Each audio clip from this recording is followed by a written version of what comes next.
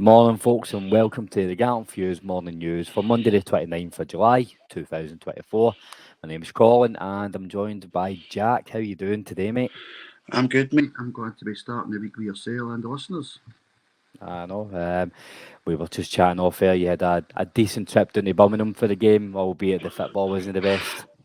Minus 90 minutes, maybe 70 minutes, because we had a wee 20 minutes at the end, which wasn't too bad. But I didn't actually do the time. Me and the family went down, met a few people, had a good laugh, went to Alton Tales on the way back. So, as I said, minus the football, that's a good couple of days away. Happy days, happy days. So there's a fair bit of news to get through for the week. Yesterday, myself, Dylan, David, and Bill spoke through the Union Berlin game in a fair bit of detail and started picking apart the bones of the squad. But there is actually some announcements that's been made for Friday onward. So we'll run through them and the rumours as well, Jack. At the start of the weekend on a high, there was two announcements, one in, one out. We'll start with Vaclav Cerny coming in on a season-long loan, first of all. So Cerny said, it's a nice day for me, and I'm happy to be here, and I can't wait to get started. Obviously, for the first talks with the manager, it gave me a very good feeling, and from there, I would say it went pretty fast. I was happy about the contact and just couldn't wait to come down here and I'll experience it all. So me and you were talking off air. Neither of us are huge students of Dutch football, but looking at the numbers that he's returned for FC20, it's every second game he pops up with a goal or assist. You can't really argue with that, can you? No, that looks very impressive. As I said, me and he's really knew much about the guy. I'd be lying if I said I'd heard him. But his international record with goals and his record in Holland looks impressive. Then again, Cerny Lammers looked impressive there, so that could go one way or another. We were talking as well, it's a loan, there's no mention of what happens at the end of it from a Rangers' point of view. So, is it a quick fix for us? Maybe. But if he does come in and do the job at the point we're at the now, we can't really ask for more than that because we need to get the job done now. We can worry about a year in a year's time. I think we were talking about this yesterday that part of this rebuild is going to be we need to put a couple of plasters over the wounds. No, everything will be a long-term fix. We're not going to make money off of every signing. So, if this is somebody that can come in, do a job for a year, then, by this time next year, we maybe go, Hamza Agamani, for example, up and running, Ross McCausland and Rabbi Matondo find a bit of form and we've got another long-term target, then that might just be one of the things. Aye. If he was to maybe as well, as you say, McCausland and Matondo push for him on, because I'd imagine this guy's coming in to start, so at the moment this guy probably would start, even with his record, how it looks. If that could maybe push on McCausland, Matondo to a game, then that's benefiting as well. Whether that happens or no is different. As you said, we need to put a couple of plasters over it and all that. Aye, but then is that part of the rebuild where you're no actually further forward than we were? I know. It'll be interesting to see what does happen with the option to buy because I was just checking on transfer mark there. So June 2027, his deal with Wolfsburg expires. Obviously, didn't have a great first season there. Only played 20 odd games. So it's but I think it's a good start. I mean, considering the lack of options coming in, I'm happy with that. And if you look at who he's potentially replacing in the wage bill, Cerny Lammers was announced on Friday night that he's joined FC20. So don't know about you, Jack. Friday was a cracking day for me. The longer the Lammers deal went on for, or the Lammers rumours went on for, the less likely I seen it happening. And I'm just glad it's over the line now. Well, it was clear he was the money of a Rangers player once he came back, but I was a wee bit concerned in how desperate we were to get him out the door because I thought that might have put other teams off. Fortunately for us, 20 have came in and taken his wages and whatever they've paid for him. Personally, I would probably give him a game or two in pre-season to see what what he could have brought for Holland and what he's actually got a bit of ability. We've seen it. He looks to me like probably the best five-a-side player in the world. Like you couldn't get near him on a five-a-side pitch, but on 11s he beats two men and he's at the halfway line. Whereas if you do that in a five-a-side pitch, you're 1-1. Aye. There's obviously talent there. I mean, I think we said it in the game.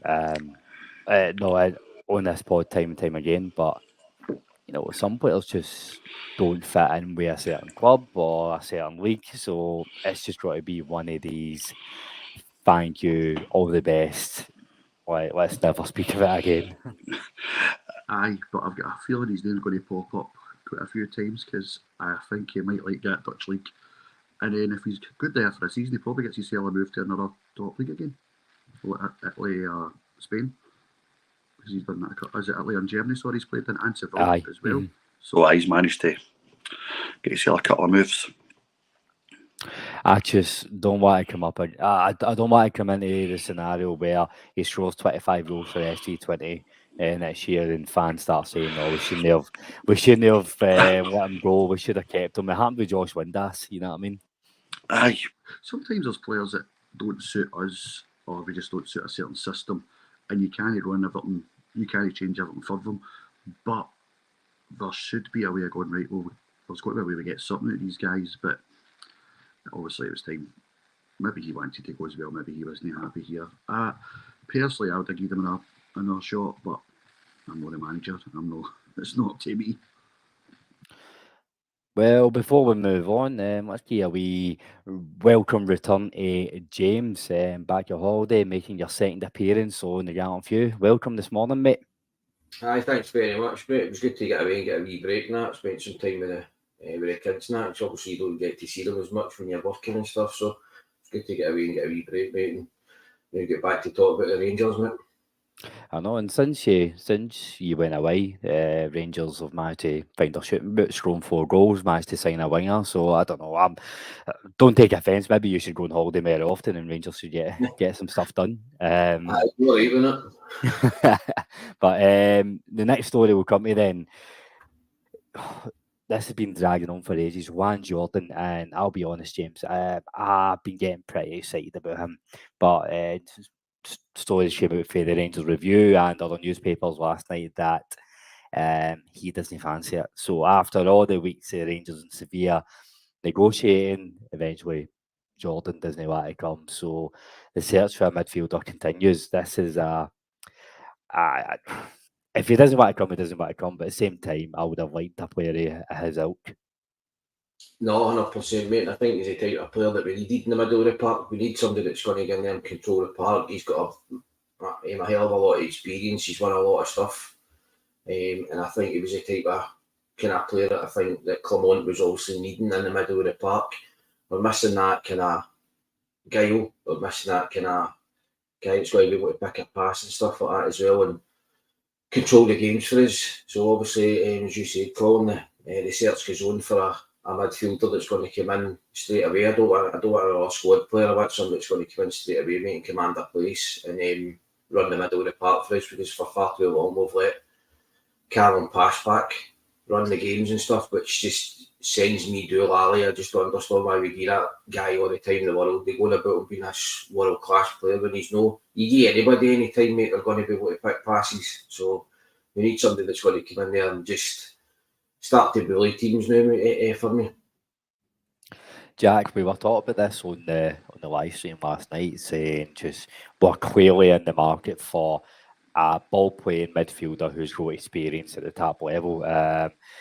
Joan Jordan looks a step up for the likes of Kenny McLean and John Fleck that were rumoured in, but I don't know.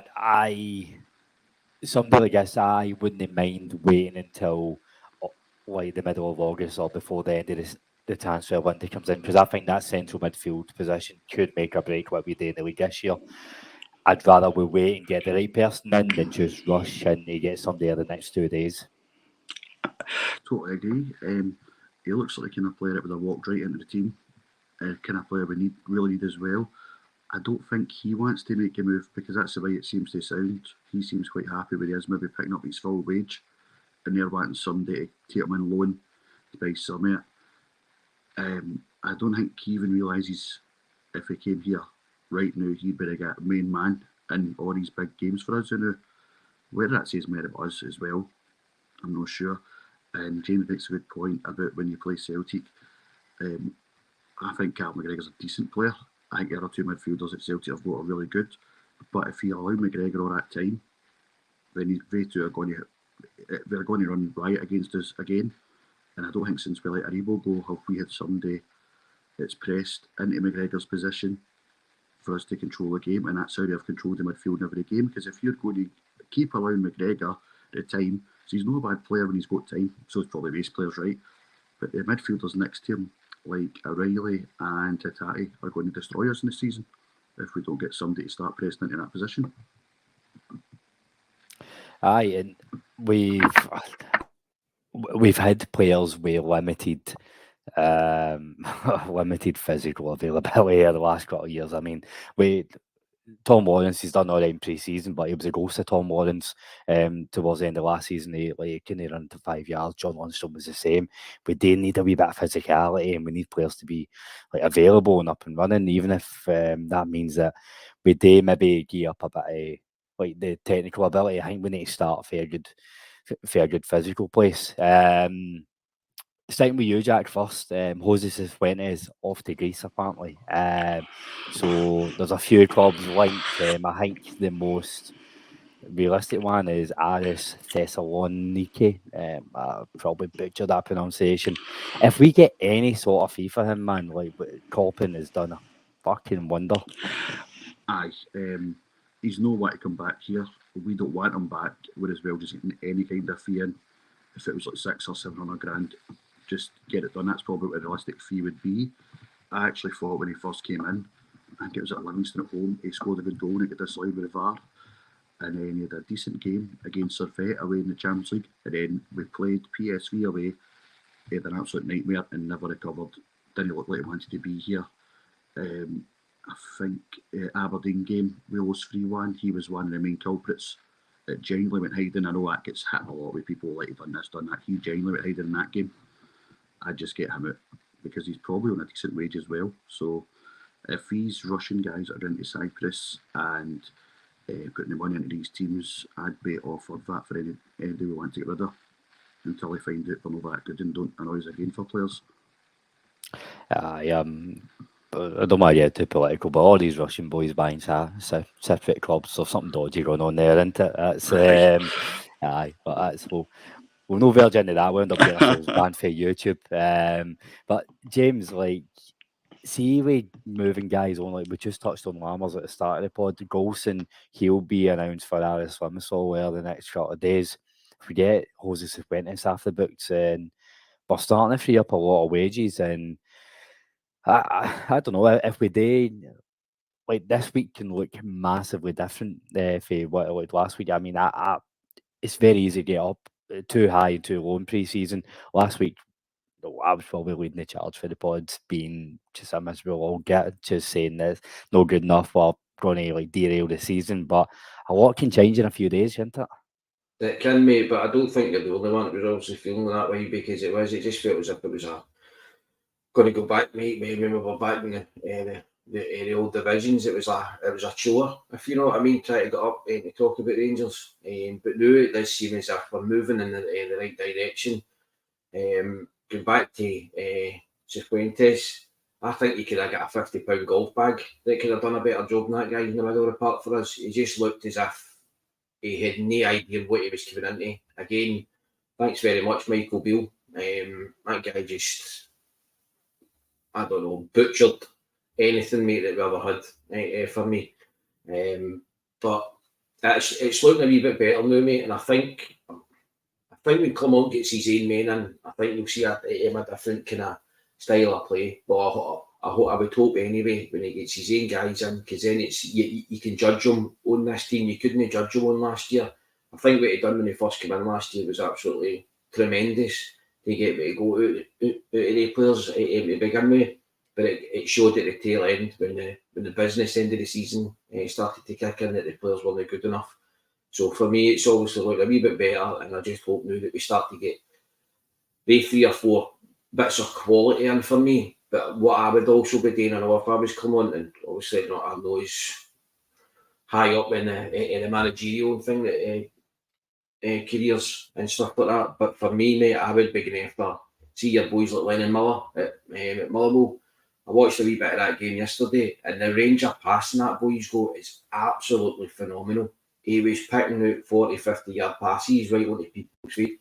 And if you can't go out and buy these kind of guys, go out and buy you know what I mean? Because I know folk will come back and say, but you'll get there's a chance you'll end up with another Scott Wright or stuff if you're buying in Scotland, but there's a chance you might end up with a Glenn Kamara, a Kevin Thompson. Do you know what I mean? These guys were absolutely brilliant for Rangers for me. So you need to go out and you need to try and buy the best of what's in Scotland right now. Jack, that's something that we've not done anywhere near enough. So we went and got Connor Barron. That's a good start. Guys like Lennon Miller and Watson, as James says, like I know they're probably no high on the priority list for Clermont now, but is it a low risk, high return type signing? Should we get that done and dusted now if we can? Aye. Well, as you say, Glenn Kamara, Kevin Thompson have came in and walked into our midfield and stayed there for ages. I think Lennon Miller is a no-brainer. Because if we don't sign him, I think somebody else will sign him and we'll come to regret it. I think we've let Lewis Ferguson go to this country in the last few years. Maybe sound unpopular, had to take a chance in Porteous. We've let him go to this country. I know that nobody liked him, but I actually thought he was decent. I liked, what was the boy that left back at Hibs?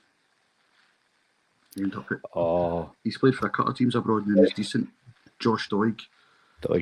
For some reason, we don't want to take a chance on them, but once they go and prove themselves abroad, then it's like, oh, we should have signed them, this and that. We should just signed them, you know what I mean? Lennon Miller, I'd be signing it, and you're right about his range of passing. It's really, for his age, it's phenomenal in his vision and what he can spot.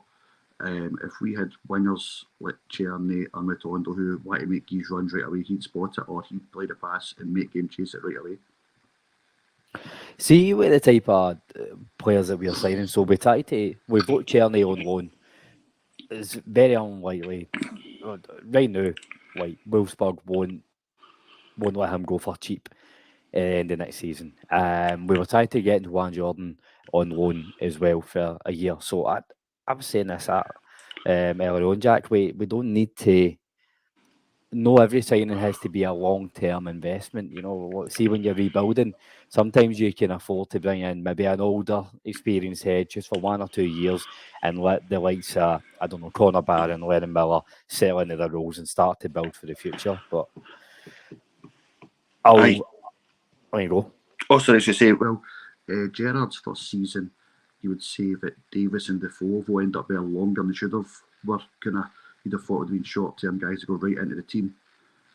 I hate to say it, but across the city, Aaron Moy done a great job at that.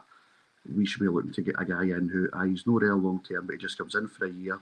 He pushes the levels up round about him. That's what we should be looking at as well. Aye, and I think with the amount of young boys that we're signing, like we've always got one eye on the future. So, like, if we do something short term, we're starting to balance it out. I'm going to put a question to both of you in. So we'll start with you, James. The Thursday is the deadline, the 1st of August for submitting the European squad. If we can only get 2 players in, what positions would you want to prioritise between now and Thursday? I definitely know centre half. We need for me, a way needing centre half, mate, that's just got to go and put his seed on everything. We're needing a Marvin Andrews type player that's just, he's brave. He'll go and he'll chip in with maybe 5, 6, 7 goals a season as well for corner kicks, because I can't remember the last time we scored a corner. We don't have that presence, we don't have that leadership at the back for me. And I would obviously, and my second one, mate, it's either, I think we need a a goal scorer. We need somebody that's going to put the ball in the back of the net. I know Dessert scored 20 odd goals last year, but the guy still had about 50 odd goals for me. The amount of chances he actually passed up. We need somebody that's going to just take that one chance, because in these big games you only get one or two chances, and you need somebody to stick the ball in the back of the net, mate, and that's the hardest part of football. And so for me it's that, but I don't know, mate. It's either a striker, mate, or somebody in the middle of the park. It's going to be able to control games for us. Jack, I'm totally with James. As the priority has to be a centre half. I mean, it's getting caught out with the one boy at the top was giving me the fear again on Saturday. We need centre half who can come in, do the basics well. I'm probably going to go for my second one, a midfielder. As a priority over a striker, just because I think we've got Cortez and Cerny who've popped up with goals in previous clubs. We've got the Nilo back, so I'm hoping like between all these options we get goals and we don't need to rely on Dessers as much as we do. So centre half midfielder for me. What's your two priorities this week? You've put a positive spin in the strikers there, because I don't know if they're up to the job, but I would actually agree with James that we do need a centre. We need Connor Goldson 6 years ago. See the way he stepped into the team. We need to find that. We're not going to find that for the $3.5 million. Unfortunately, that's what we're going for. Ben, we're not finding that. We're not finding a Hollander for the same kind of money. So it's got to be really good scouting for that defender we need.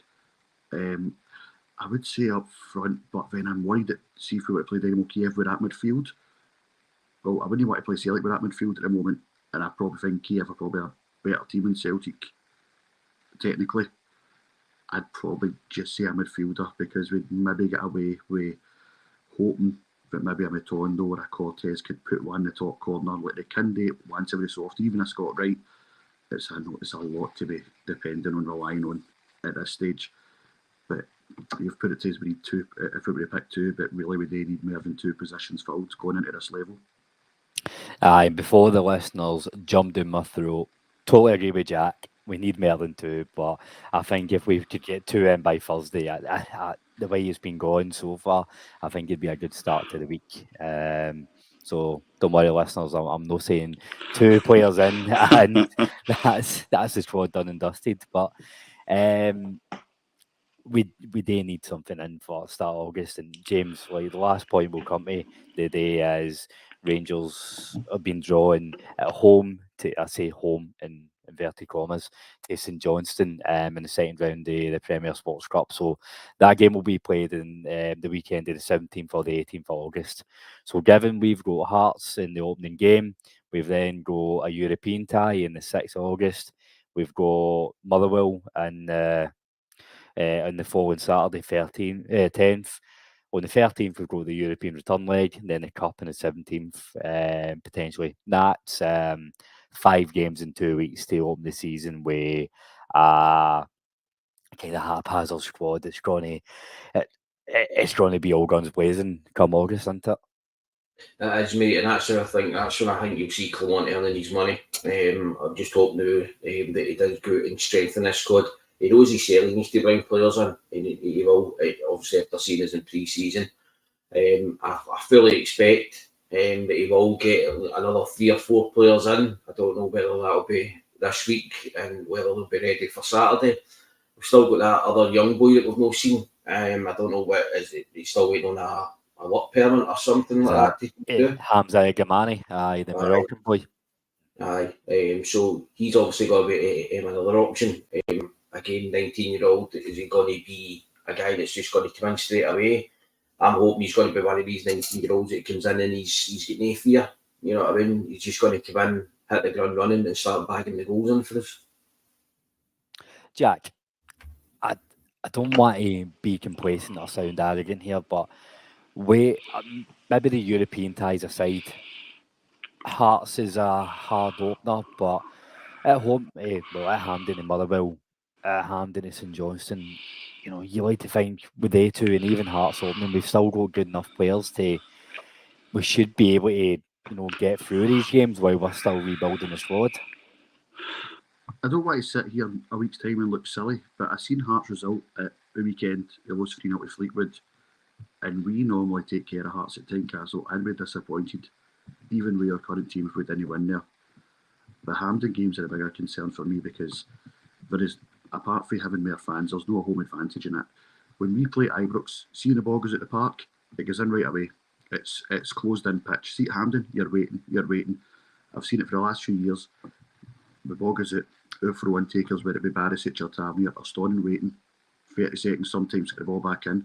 That's going to suit Motherwell, Ross County to the ground now because you can just boot the ball at the park and put every man behind the ball.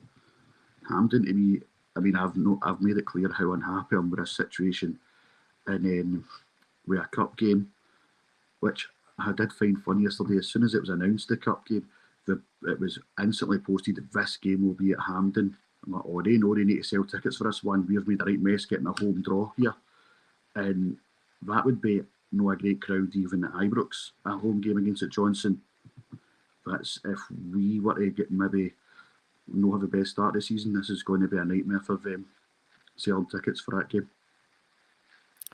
James, do you think we'll hear from John Bennett this week? His last statement was a statement saying that there's a statement coming before the end of July. So I don't know. He's got a couple of days left. Do you think we'll hear for the big man? The Scarlet Pimpernel. They just need to hurry up, mate, and get this. Tell us what's happening. Simple as that. Do you know what I mean? Like me, like the other thousands of season ticket holders, mate. We just want to know where we're going to be sitting, what is happening with our club, what is going on.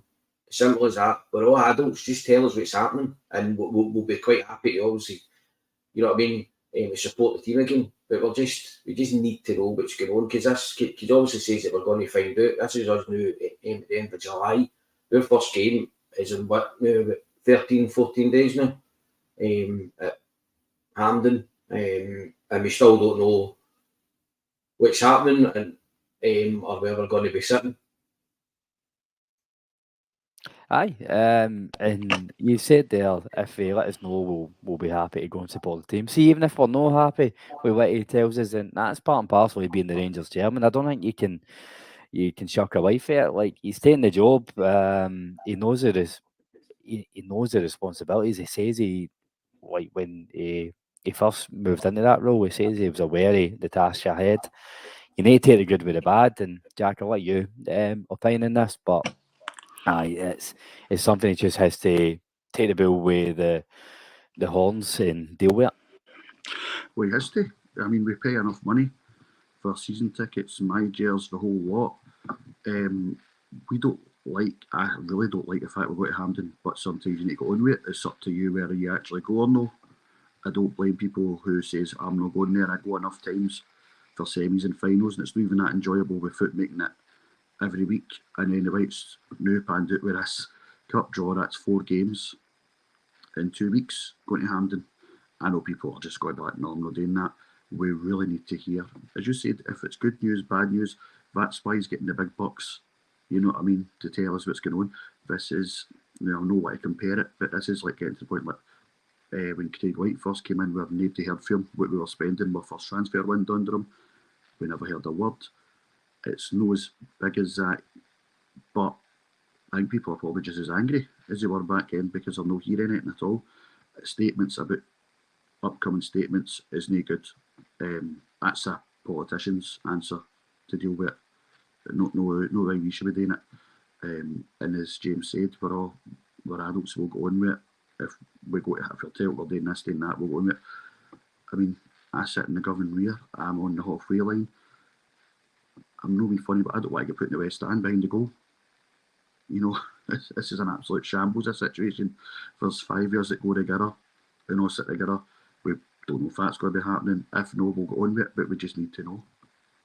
Well, if it makes you feel better, I'm in the Copeland's rear, so I'm probably going to be sitting in Tory Glen Asda. It fucking looks it. But gents, I think that'll do is for the day. That's us just getting to a halfway mark, and I don't know. I think we'll wrap it up because I could probably spend 90 minutes going on about Bennett's silence. So the listeners don't want to hear that on a Monday morning. We'll keep that for the end of the week. But gents, it's been a pleasure speaking to you as always. Jack, thank you very much for coming on. No, thanks again for having us, and good to meet you, James. Thanks a lot, Colin.